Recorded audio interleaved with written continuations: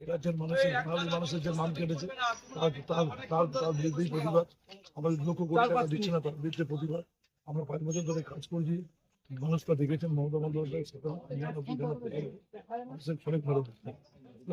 সুতরাং এই প্রকল্পকে রক্ষা করতে, সাম্প্রদায়িক সব রক্ষা করতে এক্ষেত্রে ভোটার লিস্ট থেকে যেভাবে নাম কেটেছে, প্রবীণ মানুষ আমাকে বলছেন দেখুন আমার আমার সাথে দেখুন, তাদের প্রতি প্রতিবাদ জানাতে আমাদের যাদের নাম পেয়েছে তাদের জন্য কি কোনো ব্যবস্থা গ্রহণ এই করছে, তাদের জন্য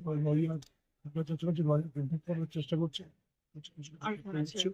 সহযোগিতার চেষ্টা করছে, চাইছে শান্তিকর পরিবেশ করে যাতে মুসলিম মহামারী শুরু করলে ওরা দাঙ্গা বাড়ি ভোটের রেজাল্টটাকে এমনি ওরা হিন্দু এলাকা গিয়ে বলছে এই লাস্ট চান্স, এটা লাস্ট চান্স, মানে এটা আমাদের লাস্ট চান্স, এরকম আমরা চেষ্টা করি।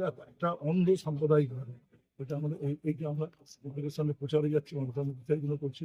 মমতা বন্দ্যোপাধ্যায় আগে ক্ষমতা থেকে নিতে, এবং তিনি বলেছেন আমি 4 তারিখে জিতি সারা ভারতবর্ষের জন্য আমি ঘুরি। এই সরকারটাকে ফেলে না দিলে, এই সরকারটাকে সরকার কেউ আসুক কাজ না করুক, সমালোচনা হোক, গণতন্ত্র এটা থাকে। গণতন্ত্র যদি একটা ধর্মকে সাইড করা, এটা ভয়ঙ্কর। কারণ দেখুন, আমি তাপস রাজ, আমার ধর্ম কি এই চাচা তার ধর্ম হয়তো মুসলিম, মানুষের ধর্ম থাকে, রাষ্ট্রের কোনো ধর্ম থাকে না, রাষ্ট্র হচ্ছে ধর্ম নিরপেক্ষ। এই নীতিটাকে ওরা সরিয়ে দিতে চায়।